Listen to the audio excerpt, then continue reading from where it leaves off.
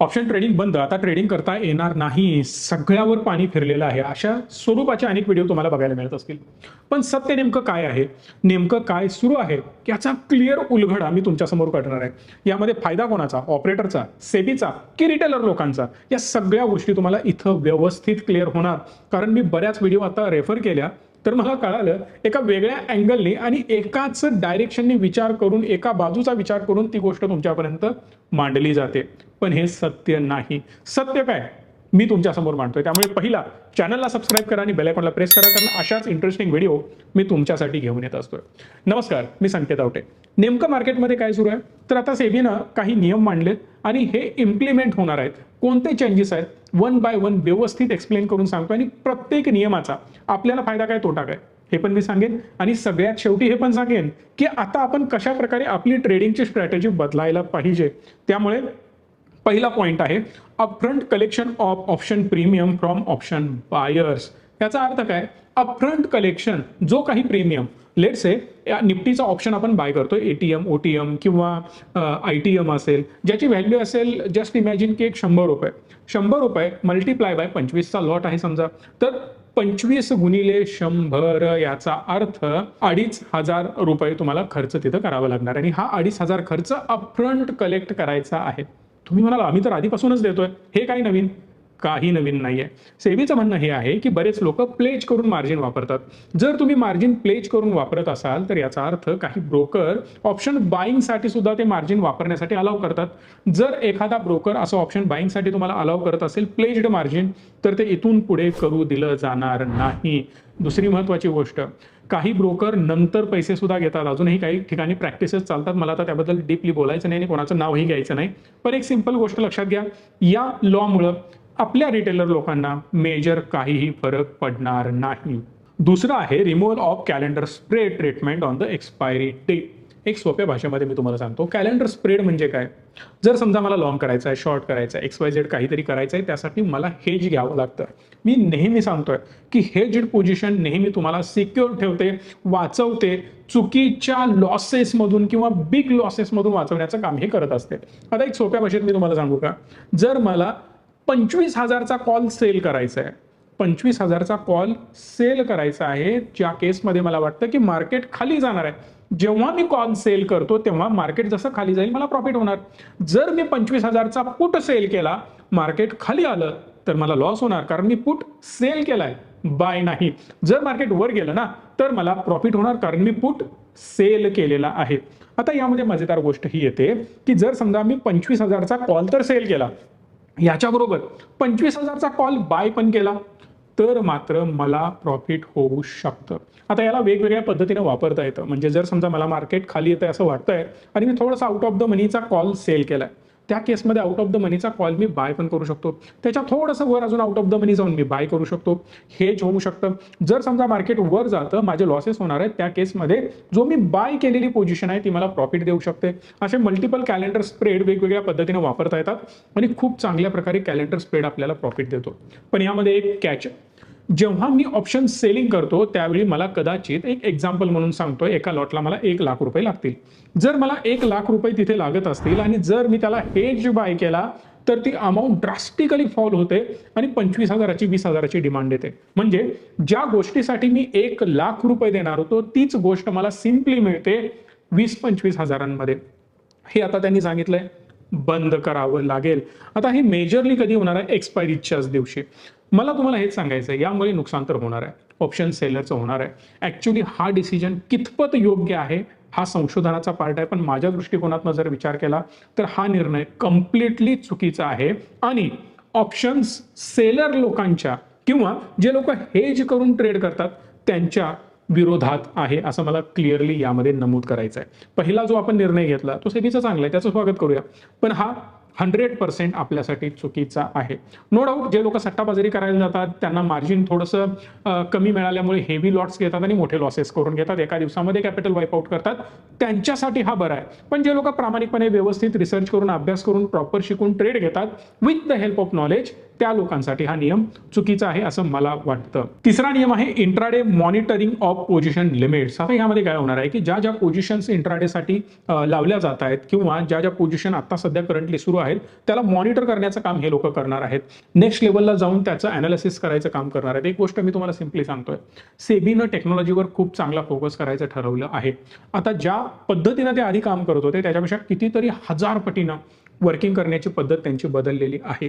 एक आणि एक डेटा कसा ट्रॅक करायचा, कशा प्रकारे ॲडव्हान्स पद्धतीने या गोष्टींचं मॉनिटरिंग करायचं, चुकीच्या पद्धती कशा पकडायच्या, कशा प्रकारे आपण ही बॅड प्रॅक्टिस अनालाइज करू शकतो, त्याचे टूल्स कोणते आहेत, अशा अनेक गोष्टींवर त्यांनी काम केलेलं आहे. त्यावर आता बोलायला नको, पण याचं मॉनिटरिंग सेबी खूप चांगल्या प्रकारे करणार आहे. चौथा महत्वाचा पार्ट येतो contract size for index derivative. ही मजेदार गोष्ट आहे. कॉन्ट्रॅक्ट साईज म्हणजे काय आणि त्यात इंडेक्स डेरिव्हेटिव्ह म्हणजे फ्युचर अँड ऑप्शन. यामध्ये कॉन्ट्रॅक्ट साईज इंडेक्सची जी काही असेल, आता फॉर एक्झाम्पल आता एका लॉटमध्ये 25 क्वांटिटी येतात, एका लॉटमध्ये बँक निफ्टीच्या 15 क्वांटिटी येतात, तर याला वाढवण्याचं काम हे लोक करणार आहेत. कदाचित याला डबल ट्रिपल केलं जाईल. एक सोप्या भाषेमध्ये जर तुम्हाला सांगायचं झालं, आत्ता जर एखादा लॉट तुम्हाला सेल करायचा आहे किंवा जे मार्जिन रिक्वायरमेंट आहे ती 5 ते 10 लाखाच्या दरम्यान आहे, याला डायरेक्ट घेऊन गेलं जाईल 15 लाखाच्या पुढे. म्हणजे ऑलमोस्ट तिप्पटपेक्षा जास्त मार्जिन रिक्वायरमेंट वाढवण्याचं काम हे लोक करतायत. आता यामुळे काय होणार की जे लोक ऑप्शन सेलिंग करतायत त्यांना मेजर प्रॉब्लेम होणार. सो मेजरली आता पैसा कोण कमवतो? ऑप्शन सेलर कमवतो. त्यालाच तुम्ही अजून जास्त मार्जिन घेऊन येण्यासाठी सांगताय, तर याचा अर्थ काय? जेवढा तो कॅपिटल जास्त लावेल प्रॉफिट तर तेवढंच होणार आहे. कारण समजा मी 10 क्वांटिटी बाय करण्यासाठी 1 लाख रुपये खर्च करतोय आणि त्यामागे कमवतोय 10,000 रुपये. सो हे झाले माझे 10% प्रॉफिट. पण तेच बाय करण्यासाठी मला तुम्ही म्हणताय 3 लाख रुपये वापर आणि त्यामधून मी 10,000च कमवणार आहे. याचा अर्थ माझं प्रॉफिट मार्जिन डायरेक्ट खाली येऊन 3-3.5% आलं. म्हणजे प्रॉफिट मार्जिन यामधून कमी होण्याचे चान्सेस आहेत. अगेन हा दणका कोणाला बसणार आहे? ऑप्शन सेलरला. ऑप्शन बायरचं काय होऊ शकतं? समजा तुम्ही लॉट साईज वाढवल्या किंवा ठरवलं की एका लॉटमध्ये 25च्या ऐवजी 50 क्वांटिटी किंवा 70 क्वांटिटी 100 क्वांटिटी तुम्हाला बाय करावी लागतील, तर त्या केसमध्ये काय होणार आहे माहिती आहे का? तुम्हाला थोडंसं मार्जिन वाढवावं लागणार आहे, पण त्यामध्ये प्रॉफिट तुमचं कमी होणार नाही. नंबर ऑफ क्वांटिटी तुमच्या वाढत जातील, शेअर्स वाढत जातील, किंवा तुम्ही म्हणू शकता कॉन्ट्रॅक्ट ज्या क्वांटिटीचं तुम्ही करताय ते वाढेल, पण जेवढं कॉन्ट्रॅक्ट त्या क्वांटिटीचं करताय अमाऊंट तर तीच आहे ना. 100 रुपये प्रमाणे जर समजा मी 25 क्वांटिटी घेतोय तर मला 2,500 रुपये पे करावे लागतील. पण तिथंच जर मी डबल 50 क्वांटिटी तुम्ही दिल्या तर मला 5,000 पे करावे लागणार. जर समजा 100 क्वांटिटी तुम्ही केल्या तर 10,000 रुपये पे करावे लागणार. हे सिंपल लॉजिक आहे, त्यामध्ये कुठलंही मोठं रॉकेट सायन्स. फक्त एवढंच होणार आहे, जी गोष्ट तुम्ही 2,500ला घेताय ती आता तुम्हाला 10,000ला घ्यावी लागेल. जरी मला ती 10,000ला घ्यावी लागली तरी सुद्धा तेवढ्या क्वांटिटी पण मला मिळणार आहेत, त्यामुळं प्रॉफिट पण माझं वाढणार आहे. परिणामी जी पर्सेंटेज जी मला गेन होणार आहे ती सेम असणार आहे. फक्त नुकसान मेजरली यामध्ये ऑप्शन सेलरचं होऊ शकतं. हा पार्ट झाला चौथा. 5वा पॉईंट त्यांनी सांगितला आहे rationalisation of weekly index derivative product. तर यामध्ये काय आहे की इंडेक्स रोज एक्सपायरी सुरू आहे. सोमवारी एक्सपायरी, मंगळवारी एक्सपायरी, बुधवारी एक्सपायरी, गुरुवारी एक्सपायरी, शुक्रवारी एक्सपायरी, हो ना. Nifty, bank Nifty, fin Nifty आणि त्याचबरोबर बीएससी वाल्यांचं तर वेगळंच सुरू आहे. सो दोघे जण एकमेकांसोबत यांचं जोरात कॉम्पिटिशन सुरू आहे. आणि या कॉम्पिटिशनच्या नादात कसा जास्त क्लायंटकडनं पैसा उकळता येईल यावर फोकस आहे. आणि तुम्ही नेहमीप्रमाणे झिरो हिरो ट्रेड 10 रुपये टाकून 1,000 कसे बनतील या विचारसरणीमुळे ना आपण पैसे तिथं घालवतोय आणि या ब्रोकरकडे आपण जास्त अट्रॅक्ट होतोय. हे होऊ नये म्हणून हा सुंदर डिसिजन घेण्यात आलाय की विकली एकच एक्सपायरी असेल. रोज उठून तुम्ही एक्सपायरी या घ्यायच्या नाहीत आणि या गोष्टीचं मी स्वागत करतोय. फक्त एक याची निगेटिव्ह साईड आहे मार्केटच्या दृष्टिकोनातनं. व्हॉल्यूम थोडेसे ड्राय होऊ शकतात, व्हॉल्यूम कमी होऊ शकतात. व्हॉल्यूम जर कमी झाले तर मेजर निगेटिव्ह इम्पॅक्ट त्याचा मार्केटवर होऊ शकतो. तो कसा एका सेपरेट व्हिडिओमध्ये मी तुम्हाला सांगेनच, पण आत्ता सध्या मला एवढंच म्हणायचं आहे की विकली एकच एक्सपायरी आल्यामुळे त्याचा पॉझिटिव्ह इम्पॅक्ट आपल्या सगळ्यांवर होणार आहे आणि याला कसं पुढे जाऊन हँडल करायचं याबद्दल पण मी तुम्हाला बोलणार आहे. 6वा मुद्दा सेबीने मांडलाय increase in tail risk coverage on the day of option expiry. आता यामध्ये काय आहे सोप्या भाषेमध्ये ELM, ॲडिशनल ELM म्हणजे काय तर 2% एक्स्ट्रा ते वाढवणार आहे. त्याच्याबद्दल मी तुम्हाला सोप्या भाषेत सांगतोय. आज जर तुम्ही 1 लाख रुपये खर्च करताय तर तुम्हाला ॲडिशनली 2% त्यावर एक्स्ट्रा पे करावे लागतील, म्हणजेच 1,02,000 रुपये पे करावे लागतील. यामुळे सुद्धा काही मोठा फरक पडणार नाही. हे सिंपल आहे. सो या सगळ्यावरून तुम्हाला एक गोष्ट कळाली असेल की मेजर ऑप्शन बाहेरवर काहीही परिणाम यामधून होणार नाहीये. फक्त काही गोष्टींचा जो डिसिजन घेतलाय की वीकली एकच एक्सपायरी असायला पाहिजे, सुंदर आहे. मी तुम्हाला सजेस्ट करेन आता आपण काय करायचं, स्ट्रॅटेजी आपली काय असायला पाहिजे याबद्दल मी बोलतोय. तुम्हाला जर ट्रेड करायचा आहे ना, तर पहिला इक्विटीमध्ये ट्रेडिंग चालू करा. ऑप्शन्समध्ये करा, काही प्रॉब्लेम नाही, पण इक्विटीमध्ये करा, स्टॉकमध्ये करा, त्यानंतर इंडेक्समध्ये या. इंडेक्समध्ये येण्याची गडबड करू नका. जेव्हा तुम्ही स्टॉकमध्ये करताना तुमच्याकडे 1 महिना पडलाय, 2 महिने पडले, 3 महिने पडले, depend on the expiry which you are choosing, की तुम्ही जी एक्सपायरी निवडाल त्यावर तुमचा वेळ अवलंबून असेल. संध्याकाळीच संपतं, तासाभरात संपतं, हे सगळे प्रकार नसणार आहेत. प्रॉपर हेज करायला शिका, व्यवस्थित ट्रेड करा, डेफिनेटली चांगले प्रॉफिट्स मिळतात प्रॅक्टिसने. जमत नसेल तर ट्रेडिंग बंद करा, काहीही मोठा इश्यू नाही आहे. तुम्हाला आमची मदत हवी आहे, माझा कोर्स जॉईन करायचा आहे, मी आहे, मी शिकवेन तुम्हाला, काहीच प्रॉब्लेम नाही आहे. पण आता सध्या तुम्हाला एक गोष्ट करावी लागेल, सिस्टमॅटिक वेने पुढे जावं लागेल. सट्टाबाजारी करणाऱ्यांना 100% मार्केट बाहेर काढणार आहे. कसं ना कसं तुम्ही पैसे घालवणार आणि मार्केटमधनं बाहेर पडणार, हे फिक्स आहे. पण आता सध्या एक सिंपल डोक्यात विचार आपल्या ठेवायचा की जर मार्जिन जास्त लागते ना तर चांगली गोष्ट आहे, म्हणजे कोणी येऊन कसे ट्रेड मारायला सुरुवात करणार नाही.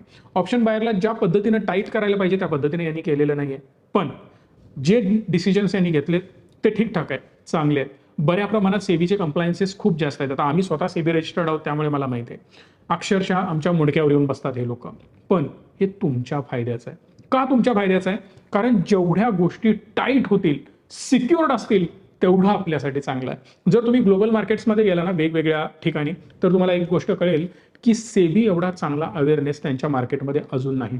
ज्या पद्धतीनं भारतामध्ये डेव्हलपमेंट सुरू आहेत तेवढ्या डेव्हलपमेंट बाहेर कुठेही एवढ्या फास्ट होत नाही आहेत. याला ॲप्रिशिएट करायलाच पाहिजे. मग एवढ्या सगळ्या गोष्टी करत असताना काही चुकीचे डिसिजन होतात, ज्याचा आम्हालाही त्रास होतो. वारंवार मनातल्या मनात आम्ही शिव्या घालत असतो, हे तर नक्कीच आहे. पण या सगळ्याचा फायदा इन्व्हेस्टरला होणार आहे, हे 100% आहे. सो जे होतं ते आपल्या फायद्यासाठी. आता मार्केटमध्ये काय सुरू आहे, तर ऑप्शन ट्रेडिंग बंद होणार. आता ते सोडून द्या, इंडियन मार्केट काम करण्यासारखं राहिलेलं नाही. तुम्ही क्रिप्टोमध्ये जा, तुम्ही फॉरेक्समध्ये जा, माझा बिलकुल त्या गोष्टींना विरोध नाही आहे. पण एक गोष्ट लक्षात घ्या, त्या गोष्टी भारतामध्ये अजूनही लीगल नाहीत.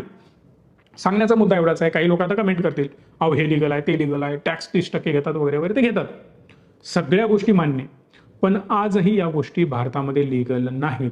दुसरी गोष्ट, जे लोक या गोष्टी प्रोव्हाइड करतात ते भारतामध्ये रजिस्टर्ड नाहीत. जर समजा तुम्ही क्रिप्टोमध्ये इन्व्हेस्ट करतायत, आता ते वजीर एक्सचं काय झालंय तुम्हाला माहिती आहे. 2-2 हजार कोटी रुपयांचा घोळ, खूप मोठी गोष्ट आहे साहेब. एवढे पैसे घेऊन हे लोक गायब होत आहेत. सो प्लीज अशा ठिकाणी बिलकुलही जाऊ नका. जेव्हा या गोष्टी भारतामध्ये लीगल होतील, रजिस्टर्ड एंटिटी भारतातले असतील, भारतातली एखादी संस्था किंवा सरकारी एखादी संस्था त्याला मॉनिटर करेल, जसं सेबी आहे, सेबीच्या अंडर येतील किंवा इतर कुठल्याही संस्थेच्या अंडर ते येतील, ते त्यांना रेग्युलेट करतील. त्या केसमध्ये मी तुम्हाला हक्काने सांगेन की साहेब आता यामध्ये तुम्ही उतरायला हरकत नाही. पण आता सध्या या सगळ्या गोष्टींपासून लांब राहिलेलं कधीही चांगलं. जे सुरू आहे आता मार्केटमध्ये ऑप्शन्समध्ये आपल्या फायद्याचं आहे. डोंट वरी, हे मला क्लिअरली तुम्हाला सांगायचं आहे. व्हिडिओ आवडला असेल याची मला खात्री आहे, त्यामुळे तुम्ही लाईक, शेअर आणि चॅनलला सबस्क्राईब पण कराल. धन्यवाद. Stay tune and stay positive.